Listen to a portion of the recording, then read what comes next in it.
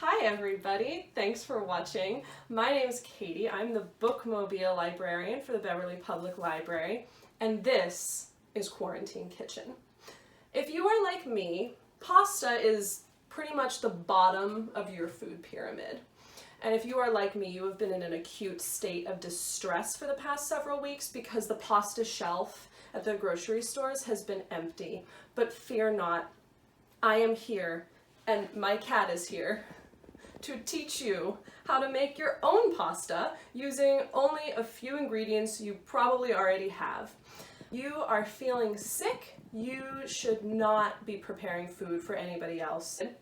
So all you need to make your own pasta is flour, eggs, salt, and oil if you're feeling fancy. And the only tools you'll need are a fork, a rolling pin, and a sharp knife, which I forgot to get out, but you know, we'll cross that bridge when we get to it. You're gonna be bold and brave with me, okay? We're not measuring anything. We're just gonna get a little wild here. You're gonna just make a pile of flour in the middle of your table, like that. Then you're just gonna make a well in the middle, like that. And you're gonna take some eggs, and you're just gonna throw caution to the wind, and you're just gonna crack this egg, and you're just gonna open it on the table like that, because you don't care. You're quarantined.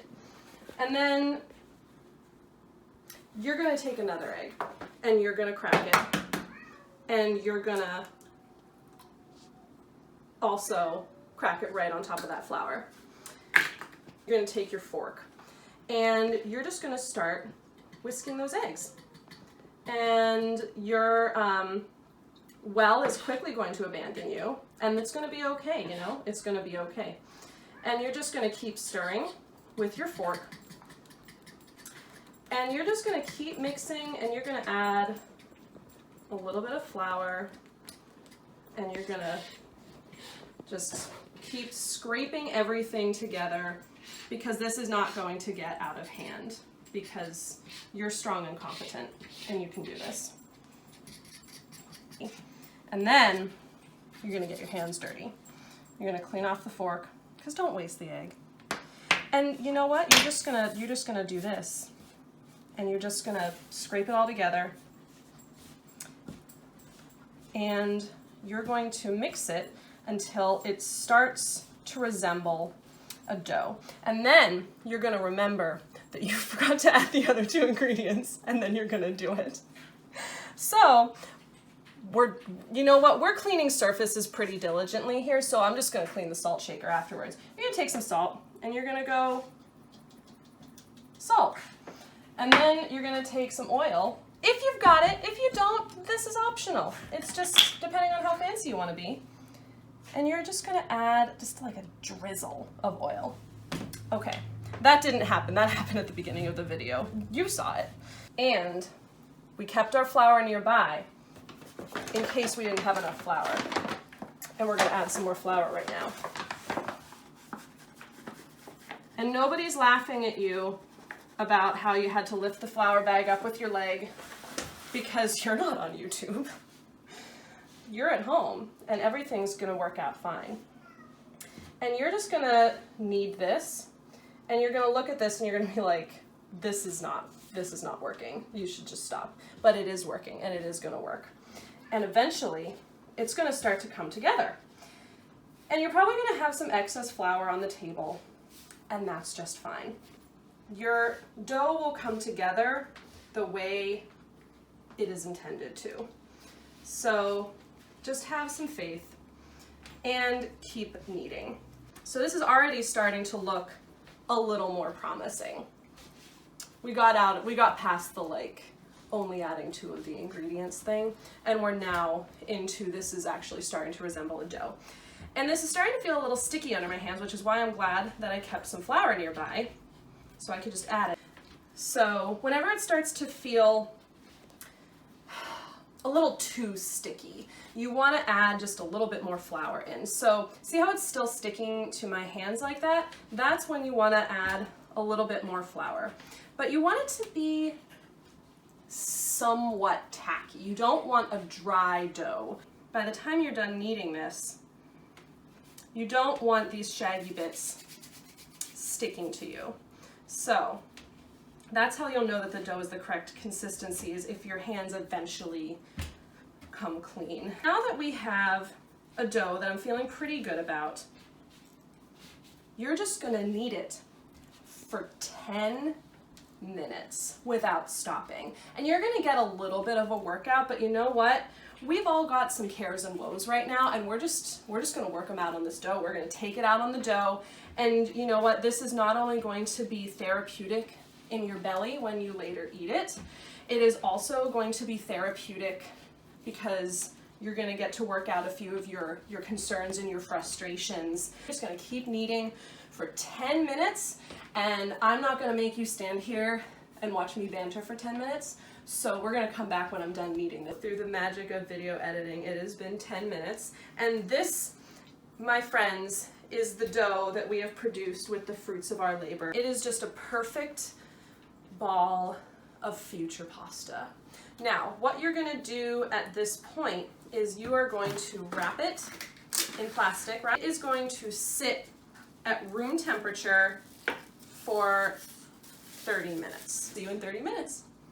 Here's what's happened. We have rested the dough for 30 minutes. More flour. Just flour everything. Flour your hands, flour your rolling pin. And then you're gonna take your dough, you're gonna cut it in half because it's, as I mentioned, difficult to roll out, but it's more manageable when you cut it in half. So we're just covering this whole thing in flour. And then you're going to roll it out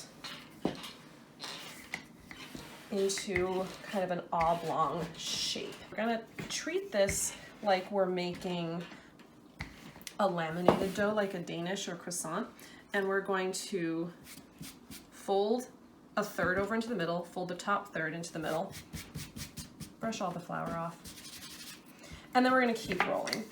And again, we're not creating layers of butter here because there's no butter. You can add butter it up, but the purpose here is to get a consistently rectangular shape. So that is why we're folding in this instance.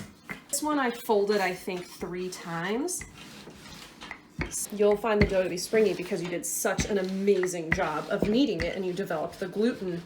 And gluten makes dough very springy and very resilient. So we're gonna do it again.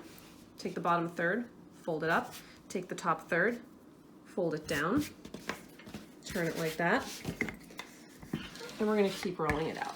So once you've done that to your satisfaction, you are going to roll the dough into however big a shape you want.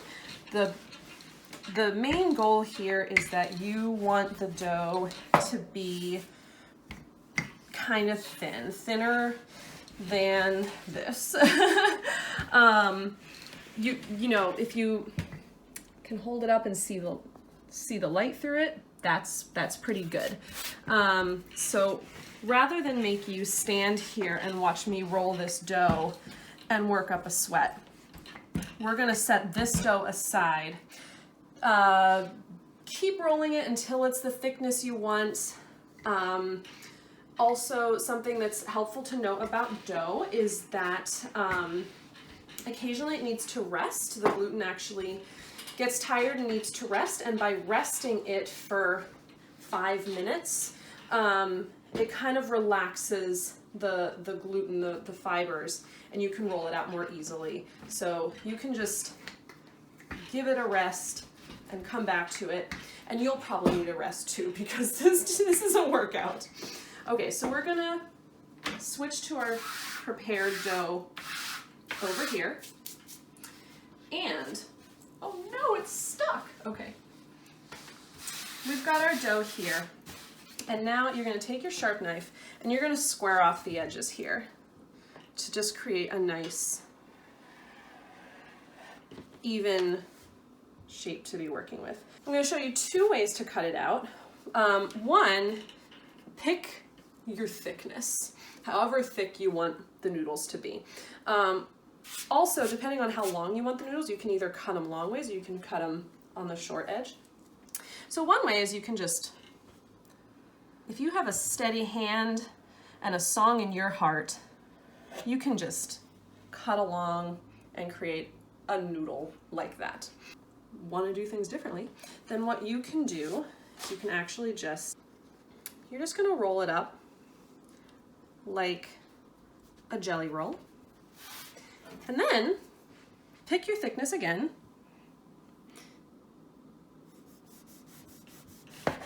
And just slice like that.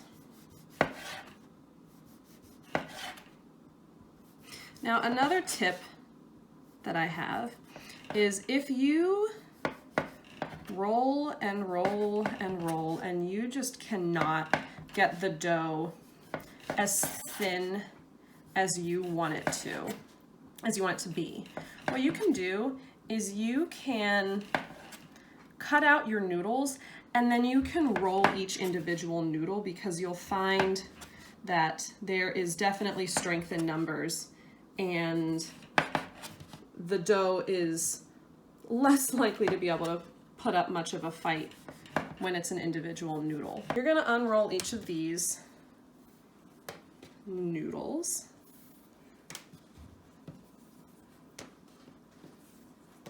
What you're going to do, once these are all rolled out, unfurled, is you are going to toss them in some flour to prevent them from sticking together. Okay. And then you're going to take some of the flour that's left over, pull the cat hair out, and sprinkle some flour on top, and just toss it, and just look at it and go, holy cow, I made pasta, and take a picture and put it on Instagram and be like, yo, I made pasta. So here's your pasta.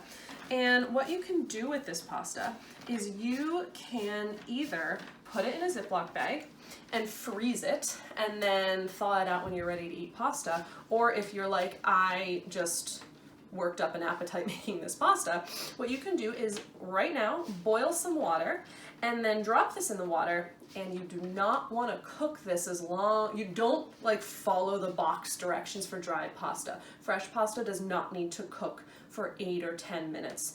I would say that this pasta could cook for 1.5 minutes to 2 minutes and be done. And at which point you can just put it in your favorite sauce and eat it because it's delicious. I hope you enjoy, and thanks for watching.